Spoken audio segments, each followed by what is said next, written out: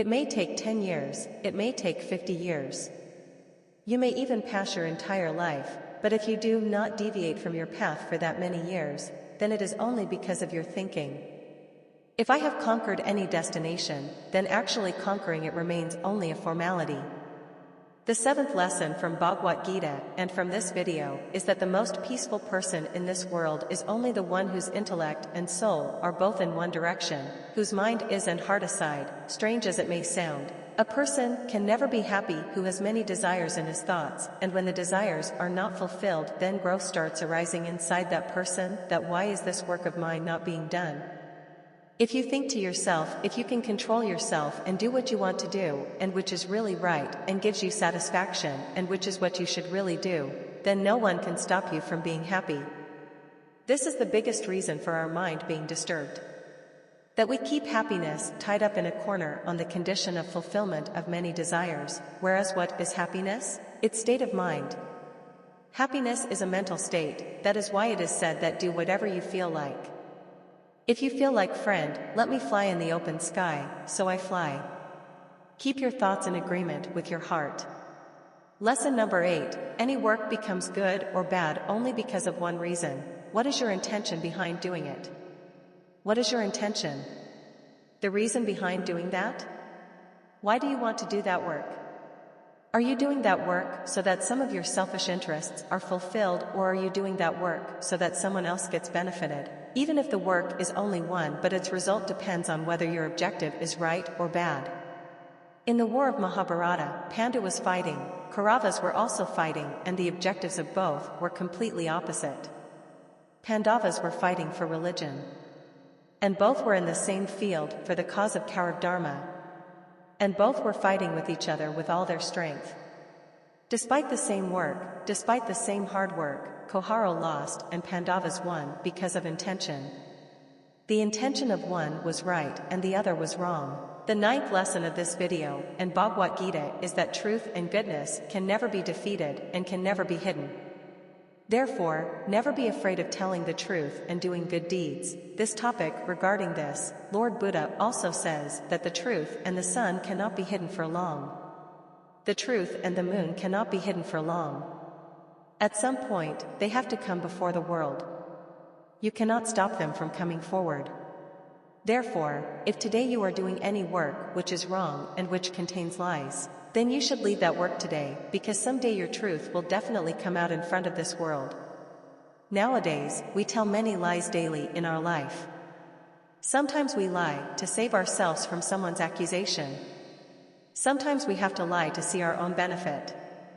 It is also said in Sri Bhagavad Gita that if you speak such a truth which would cause injustice to an innocent person, then such truth as it is not good, and if you speak such a lie which benefits someone but does not harm anyone, then such a lie is also not bad. No one should be harmed. There should not be injustice with this. Understanding this truth, false and false truth.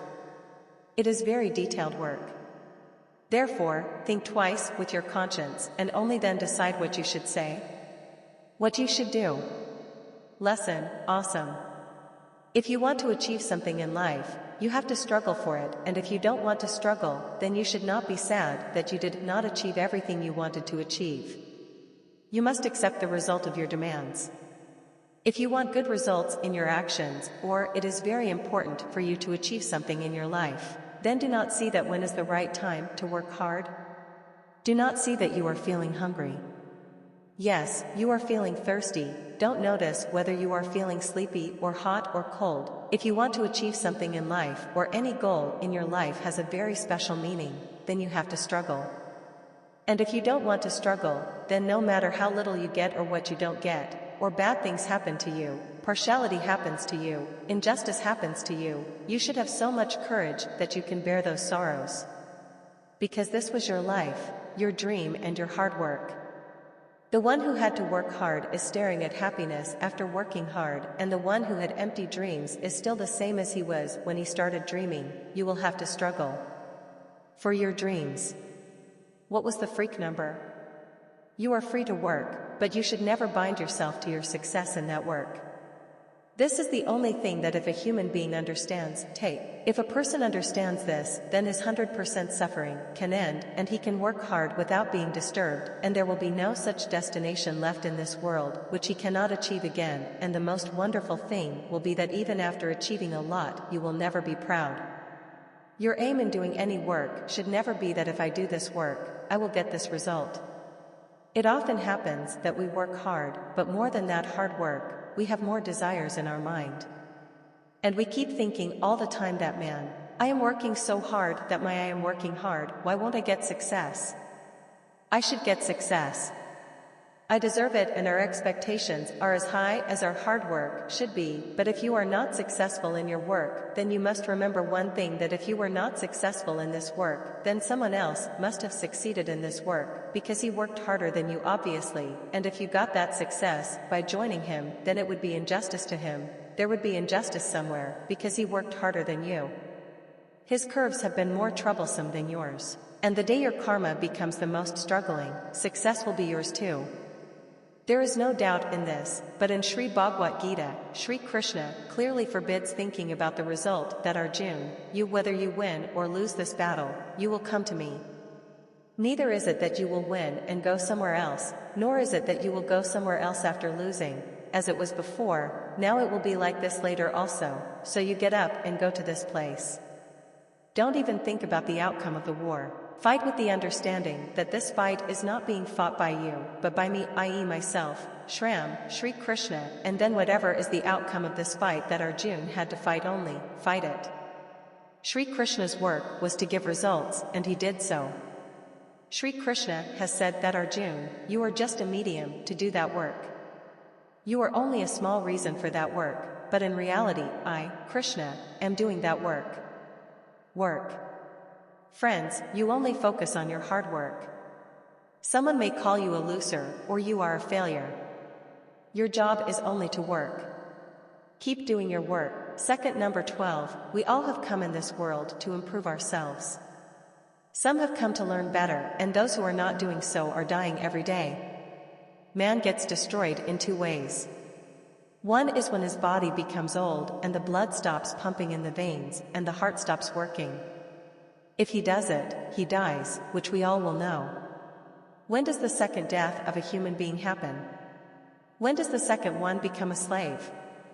When he gets defeated in his mind and gets it in his mind that he cannot do this work. When the human being I start considering myself inferior in front of my problems, that my problems are much bigger than me. I cannot do them, and when a person's courage dies, he becomes like a living corpse.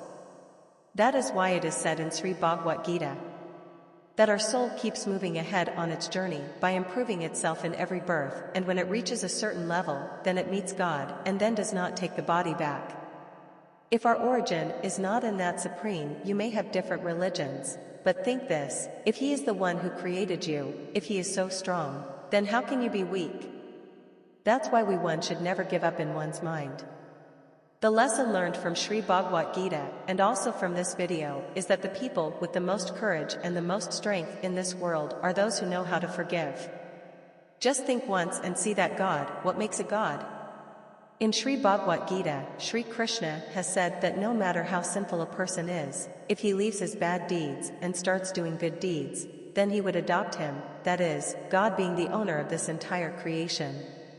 They also have such a noble heart. There is a place for their nature in their hearts, everything is equal for them. Forgiveness is a sign of a great personality, because only the one who is greater than the other person in some way, or the other in some way, or the other, even if he is older in age, can forgive. Whether he becomes big by doing good work, or becomes big by earning a lot of money. It is very easy to get angry at someone's mistake, or to get angry at him. Anyone can do it, but only the people with courage can forgive the person who made the mistake and become a big person. Can give another chance. Seat number 14. In this world, whenever a person does something by being outside, the rest of the world also does the same. Nowadays we see that when a filmy hero comes with such a new hairstyle, if someone comes up with a new dance system in a movie, then it becomes trending, everyone copies it and it becomes a trend. The delicate thing is that you should see that Sri Krishna had said this in Mahabharata. which is so many thousands of years old that hey, Arjun, if you don't fight, then everyone will speak ill of you and will abuse your descendants that Arjun was such a coward. But if you fight your war and win, then in the world that will come next, right?